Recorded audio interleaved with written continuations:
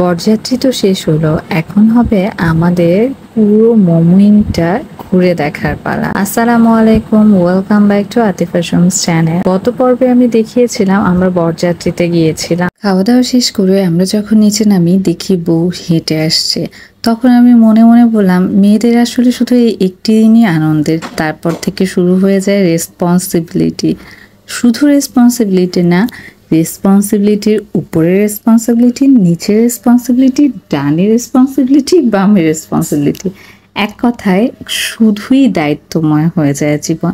কখনো কখনো এটা কিন্তু একটু বোরিং লাগে, তবে যদি এই দায়িত্বের পাশাপাশি মাঝে মাঝে এরকম রিল্যাক্সিং ট্যুর দেওয়া যায় তাহলে কিন্তু সেই দায়িত্বটাও ভালো লাগবে। গল্প করতে করতে আমরা চলে আসলাম আমাদের কাঙ্ক্ষিত স্থান মোমোইনে। মোমোইনে যখন আমরা দুপুরবেলায় এসেছিলাম তখন মোমোইনটা দেখতে যতটা সুন্দর লাগছিল, রাতের বেলা এটা দেখতে আরও সুন্দর লাগছে। বোঝাই যাচ্ছে না যে এখন রাত প্রায় 8টা বেজে গেছে। আমি তো দেখেই অবাক, এত লাইটিং যে এখানে পুরো দিনের মতো মনে হচ্ছে। আমরা সারাদিন এত ক্লান্ত ছিলাম, প্রথমে জার্নি করে এসে আবার বিয়েতে গেলাম, তারপর আবার শহরে একটু ঘোরাঘুরি করলাম। যেহেতু আমরা একটা রাতের জন্য মোমোইনে থাকতে এসেছি, এই রাতটা তো নষ্ট করা যাবে না, মোমোইনের দৃশ্যটা উপভোগ করতে হবে। কারণ এখানকার স্থানীয় যারা থাকেন তারা সবাই বলেছেন মোমোইনটা রাতের বেলা উপভোগ্য। এখানকার যে দৃশ্যটা সেগুলো রাতের বেলা বেশি ভালো লাগে। আর আমরা যে সিজনে গিয়েছি এটা একটু গরম যেহেতু ছিল, তাই আমাদের জন্য আরো ভালো হবে এই মোমোইনটা ঘুরে দেখা রাতের বেলা। স্বাভাবিক জীবনযাপন করতে করতে যখন আমরা একটু বোরিং ফিল করি, তখন আমরা যদি একটু বাইরে ঘুরে আসি, কিছুদিনের জন্য বাহির থেকে ঘুরে আসলে মনটা এমনিতেই সতেজ হয়ে যায়। এই যে আমরা 3.5 ঘন্টার জার্নি করে বিয়ে খেয়ে শহর ঘুরে আসলাম, তারপরও মনে হচ্ছে শরীর তো ক্লান্ত কিন্তু মনটা একদমই ক্লান্ত না, একদম তরতাজা সতেজ। এখনো পারবো পুরো মোমোইনটা ঘুরতে। দেখি কতটুকু ঘোরা যায়।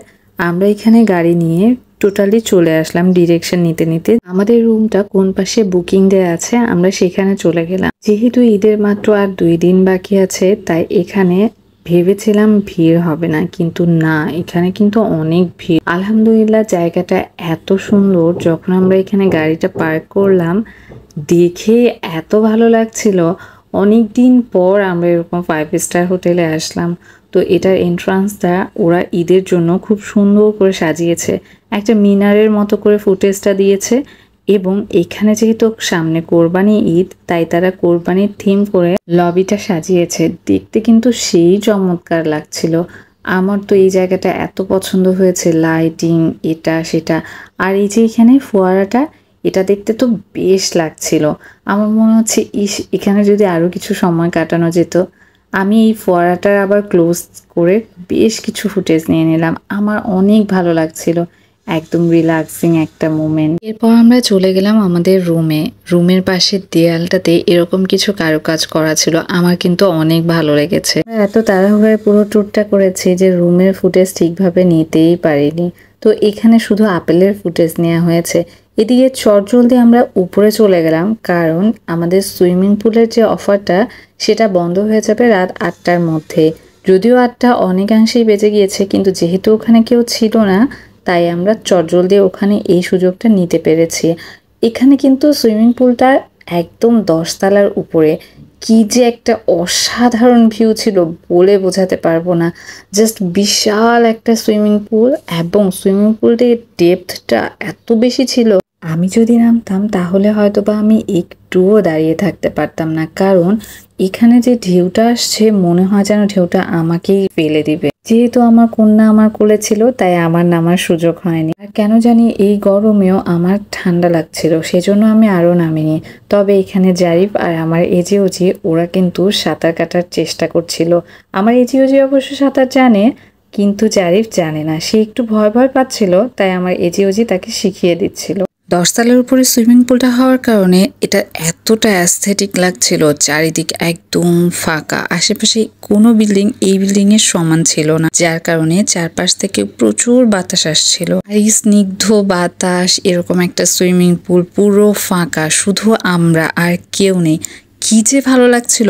পরে অবশ্য জানতে পেরেছি যে সবাই 3 তলায় একটা সুইমিং পুল আছে ওখানে ছিল, কিন্তু আমরা সবাই শুধুমাত্র আমরা একাই 10 তলা সুইমিং পুলে ছিলাম এবং মনে হচ্ছিল গোটা সুইমিং পুলটা শুধু আমাদের একার।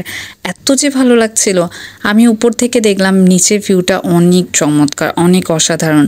আমি প্রথমে গ্রিল দিয়ে নেওয়ার চেষ্টা করলাম, কিন্তু গ্রিল দিয়ে কেমন যেন বন্দি বন্দি লাগছিল। পরে একটু রিস্ক নিয়ে গ্রিলের বাইরে হাতটা ধরে পুরো ফুটেজটা নিলাম। এটা কিন্তু অনেক রিস্ক নিয়ে করেছি। হাতটা থেকে যদি একটু ফসকে যেত, আমার ফোন পুরো 10 তলা থেকে একদম 3 তলা সুইমিং পুলে নামতো। এই যে এটা দেখছেন, এটা কিন্তু হেলিপ্যাড, আর ডান পাশে যেটা সেটা হচ্ছে সুইমিং পুল। এটা হচ্ছে 3 তলা সুইমিং পুল। এই যে আমি দেখিয়ে দিচ্ছিলাম এখানে যে এটা হচ্ছে 3 তলা সুইমিং পুল। আসলে সবাই এটাতেই নেমেছিল, কিন্তু আমরা একাই এখানে নেমেছিলাম। মমইনের ব্লগ কিন্তু শেষ হয়নি, সামনে আরো চমক রয়েছে। আতিফা শমসের সাথেই থাকবেন।